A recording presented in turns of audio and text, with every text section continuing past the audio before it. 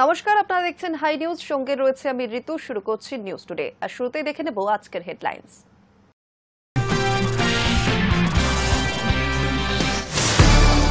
SSC পরীক্ষায় বসতে অনীহা, শীর্ষ আদালতের নির্দেশে দ্বিতীয়বার নিয়োগ পরীক্ষার পোর্টাল খোলে এসএসসি।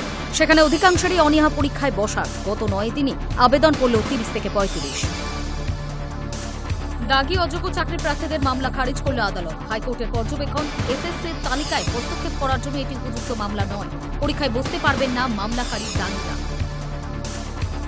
আগামী বছর অর্থাৎ 2026 সালের উচ্চ মাধ্যমিক শুরু হতে চলেছে চলতি সেপ্টেম্বরে। বিজ্ঞপ্তি প্রকাশ করে দিনক্ষণ জানালো উচ্চ মাধ্যমিক শিক্ষা সংসদ। 8ই সেপ্টেম্বর থেকে শুরু, পরীক্ষা চলবে 22 তারিখ পর্যন্ত। পুজোর আগেই সুখবর, শিয়ালদা ডিভিশনে আরও 2টি শাখায় এসি লোকাল ট্রেন। শিয়ালদা রানাঘাটের পর আরও 2টি এসি লোকাল চালানোর ভাবনা পূর্ব রেলের। বন্যা সতর্কতা জারি দিল্লি এনসিআরে। যমুনার জলে দিল্লি এবং তার সংলগ্ন অঞ্চল প্লাবিত। আতঙ্কিত বাসিন্দারা প্লাবিত এলাকা ছেড়ে নিরাপদ আশ্রয় রয়েছেন। ভয়ঙ্কর ভূমিধসের কবলে সুদান, জলশূন্য প্রায় গ্রাম। ঘটনায় অন্তত 1000 জনের মৃত্যু, ভাগ্যক্রমে জীবিত একজনই।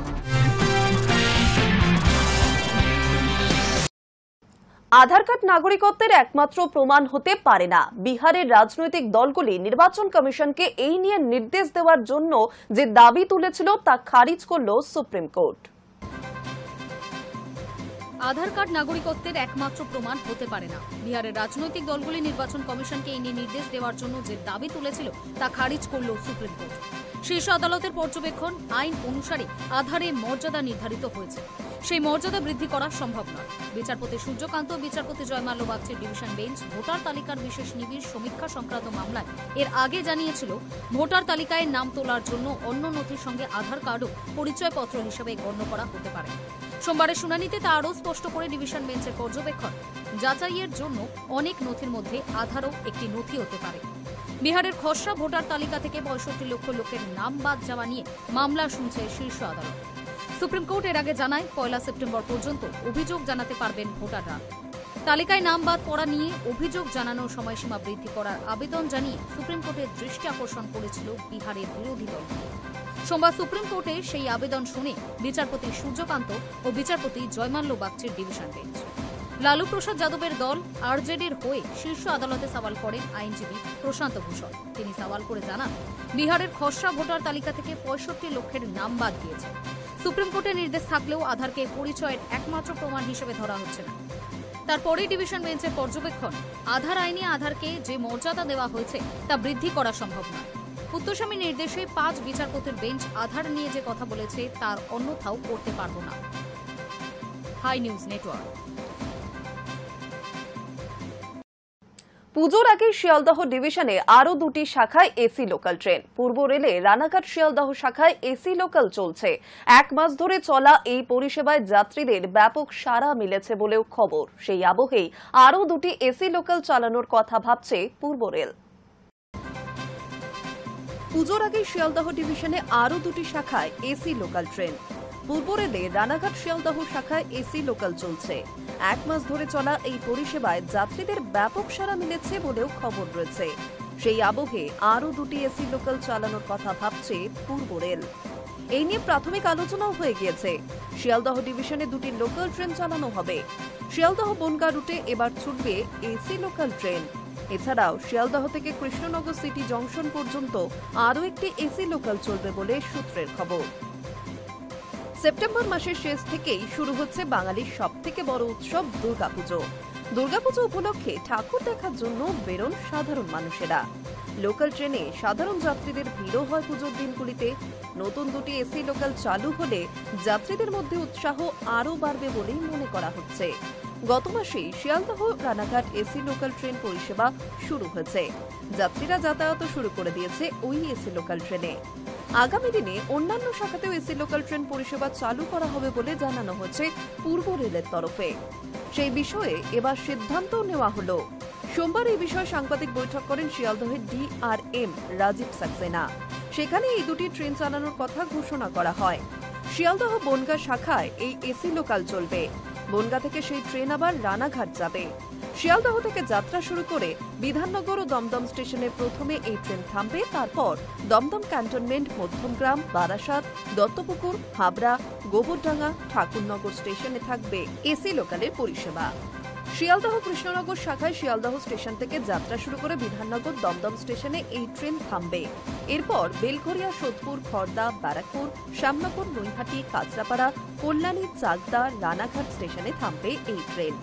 দুটি নতুন এসি রেক নিয়ে আসা হবে ডিআরএম, এমনটাই জানালেন। মেট্রো নয়া পরিষেবায় যাত্রী সংখ্যা অনেকটাই বেড়ে গিয়েছে, তার সঙ্গে পাল্লা দিতে এসি রেক বৃদ্ধি করা হচ্ছে, এমনই পূর্ব রেল সূত্রে জানানো হয়েছে।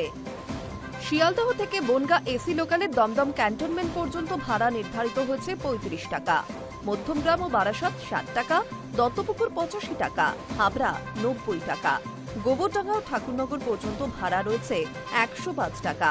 শিয়ালদহ থেকে বনগা পর্যন্ত এসি লোকালের ভাড়া থাকছে 120 টাকা। শিয়ালদহ কৃষ্ণনগর এসি লোকালে স্টেশনের ভাড়ার তালিকাও নির্ধারিত করা হয়েছে পূর্ব রেলের তরফে। শিয়ালদহ থেকে বেলঘরিয়া পর্যন্ত এসি লোকালের যাত্রী ভাড়া থাকছে 40 টাকা। শিয়ালদহ থেকে সোদপুর, খড়দা, ব্যারাকপুর পর্যন্ত ভাড়া 60 টাকা, শ্যামনগর 85 টাকা, নৈহাটি পর্যন্ত 90 টাকা, কাঁচরাপাড়া ও কল্যাণী 95 টাকা, চাকদহ 105 এবং রানাঘাট পর্যন্ত 120 টাকা ভাড়া নির্ধারিত করা হয়েছে। শিয়ালদহ থেকে কৃষ্ণনগর সিটি জংশন পর্যন্ত ভাড়া থাকছে 140 টাকা। Hi news network. বন দপ্তরের পাতা খাঁচায় ধরা পড়ল মানুষ খেকো চিতাবাঘ। বিগত বেশ কিছুদিন ধরে চিতার দাপটে ঘুম উড়েছিল বাসিন্দাদের। 12 বছরের এক কিশোরকেও বাড়ির সামনে থেকে তুলে নিয়ে গিয়েছিল। অবশেষে জালে ধরা পড়ল চিতা। অবশেষে বন দপ্তরের পাতা খাঁচায় ধরা পড়ল মানুষ খেকো চিতা। স্বস্তির নিঃশ্বাস স্থানীয় বাসিন্দাদের। গত 27 আগস্ট চিতাবাঘের হামলায় মৃত্যু হয়েছিল 12 বছরের এক কিশোরের। চিতাবাঘ খাঁচাবন্দি হয় চাঞ্চল্য ছড়ায় বানারহাট ব্লকের কলাবাড়ি চা বাগান এলাকায়। বিগত বেশ কিছুদিন ধরে চিতার দাপটে ঘুম উড়েছে স্থানীয় বাসিন্দাদের। গত 27 আগস্ট বানারহাট ব্লকের কলাবাড়ি চা বাগান সংলগ্ন এলাকায় 12 বছরের এক কিশোরকে বাড়ির সামনে থেকে তুলে নিয়ে গিয়েছিল চিতাবাঘটি। গোটা ঘটনায় আতঙ্কের পরিবেশ তৈরি হয়েছিল এলাকায়। বন দপ্তরের তরফ থেকে কলাবাড়ি চা বাগানে 3টি চিতাবাঘ ধরার খাঁচা পাতা হয়েছিল। অবশেষে মঙ্গলবার ভোরে বন দপ্তরের পাতা খাঁচায় ধরা পড়ে চিতাটি। খবর পেয়ে ঘটনাস্থলে পৌঁছান বন দপ্তরের আধিকারিকরা। চিতাকে দেখতে ভিড় জমান বাসিন্দারা। High news network. উঁচু রাস্তায় উঠতে পারছিল না শাবক। মা হাতির সহযোগিতায় রাস্তা পারাপার শাবকের। সন্তান হাঁটতে না পারলে যেভাবে বাবা মা হাত ধরে তাকে চলতে শেখায়, তেমনি ছোট খুদের মতোই সন্তানকে রাস্তা পারাপার করালো মা হাতি। এমনই দৃশ্য ক্যামেরায় ধরা পড়ল পশ্চিম মেদিনীপুর জেলার খড়গপুরে। জানা গিয়েছে, কলাইকুণ্ডার জঙ্গল থেকে পার্শ্ববর্তী এলাকার ধান জমিতে প্রবেশ করে হাতির দল, যা দেখতে ভিড় জমে যায় স্থানীয় বাসিন্দাদের। তখনই দেখা যায় রাস্তা উঁচু হওয়ায় একটি শাবক সেখানে উঠতে পারছে না। সন্তানকে ওই অবস্থায় দেখে সাহায্যের জন্য এগিয়ে যায় মা হাতি। সুরের মাধ্যমে রাস্তায় উঠতে সাহায্য করে সন্তানকে। সুন্দর এই দৃশ্য কার্যত হতবাক করে দিয়েছে সকলকে, যা নেট দুনিয়ায় ভাইরাল। মাঝঘাটে পাখির সঙ্গে ধাক্কা নাগপুর থেকে কলকাতামুখী ইন্ডিগো বিমানের। মঙ্গলবার সকালে ওই বিপত্তির পরেই বিমানটিকে আবার মহারাষ্ট্রের নাগপুর বিমানবন্দরে ফিরিয়ে নিয়ে যাওয়া হয়। স্থানীয় সংবাদ মাধ্যম সূত্রে খবর, যাত্রীদের নিয়ে নিরাপদে নাগপুরে অবতরণ করে বিমানটি। তবে পাখির সঙ্গে ধাক্কা লাগার ফলে বিমানের কিছু অংশ স্বল্প ক্ষতিগ্রস্ত হয়েছে। মাঝ আকাশে পাখির সঙ্গে ধাক্কা নাগপুর থেকে কলকাতামুখী ইন্ডিগো বিমানের। মঙ্গলবার সকালে ওই বিপত্তির পরে ইন্ডিগো বিমানটিকে আবার মহারাষ্ট্রের নাগপুর বিমানবন্দরে ফিরিয়ে নিয়ে যাওয়া হয়। স্থানীয় সংবাদ মাধ্যম সূত্রে খবর, বিমানটিতে 272 জন যাত্রী ছিলেন। যাত্রীদের নিয়ে নিরাপদেই নাগপুরে অবতরণ করে বিমানটি। তবে পাখির সঙ্গে ধাক্কা লাগার ফলে বিমানের অংশ স্বল্প ক্ষতিগ্রস্ত হয়েছে। ইন্ডিগোর 6E812 বিমানটি সকাল 7টা নাগাদ নাগপুর থেকে কলকাতার উদ্দেশ্যে রওনা দিয়েছিল, কিন্তু উড়ানের কিছুক্ষণের মধ্যেই এই বিপত্তি ঘটে। ফলে যাত্রী সুরক্ষার কথা মাথায় রেখে বিমানটিকে আবার নাগপুর বিমানবন্দরে ফিরিয়ে নিয়ে যাওয়া হয়। নাগপুর বিমানবন্দরে senior airport director Abid Ruhi জানান, বিমানটিতে পাখির ধাক্কা লেগেছে বলে সন্দেহ করা হচ্ছে। তবে ঠিক কি ঘটেছে তা খতিয়ে দেখার পরই বোঝা যাবে।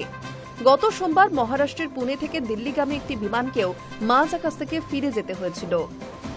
স্পাইসজেটের ওই বিমানটিকে প্রযুক্তিগত কিছু ত্রুটি ধরা পড়েছিল। তার জেরে রওনা দেওয়ার পরে বিমানটিকে ঘুরিয়ে নেওয়া হয় পুনের দিকে। সংবাদ সংস্থা পিটিআই সূত্রে খবর, জরুরি অবতরণ করাতে হয়েছিল ওই বিমানটিকে। পরে স্পাইসজেটের তরফে এক বিবৃতিতে জানানো হয়, যাত্রীদের নিয়ে নিরাপদে অবতরণ করে বিমানটি। ওই ঘটনার পরে এবার নাগপুর থেকে কলকাতামুখী ইন্ডিগোর বিমানে দেখা দিল বিপত্তি। উল্লেখ্য, গত মাসে পাটনা বিমানবন্দর থেকে ওড়ার কিছুক্ষণ পরই ইন্ডিগোর বিমান পাখির ধাক্কা লেগেছিল। তবে তেমন কোনো বিপদ ঘটেনি সেই সময়। নিরাপদে যাত্রীদের নিয়ে পাটনা বিমানবন্দরে ফিরে গিয়েছিল ওই বিমানটি। পরে বিমানের যাত্রীদের জন্য বিকল্প উড়ানের ব্যবস্থাও করা হয়েছিল। হাই নিউজ নেটওয়ার্ক নিয়ে নিচ্ছে একটা ছোট বিরতি, ফিরে আসছি বিরতির পর।